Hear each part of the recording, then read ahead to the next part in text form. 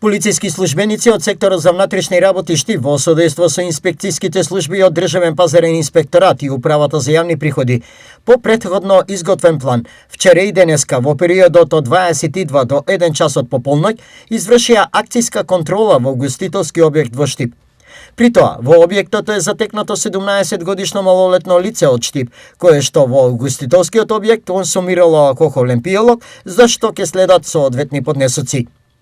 Исто така, при контролата од страна на полициските службеници, кај 29-годишниот АС од Струмица, посетител на објектот е пронајдена и одземена една зипер кесичка со НН бела прашкаста материја. Лицето е приведено и против него ќе биде поднесена соодветна пријава. Воедно, утврдено е дека обезбедувањето на угостителскиот објект ја извршувала дејноста без потребните лиценци утврдени со закон, а пак од страна на инспекторите од Државниот пазарен инспекторат и Управата за јавни приходи, констатирани се недоследности од нивна надлежност, зашто изречени се соодветни мерки, соопштуваат од Министерството за внатрешни работи.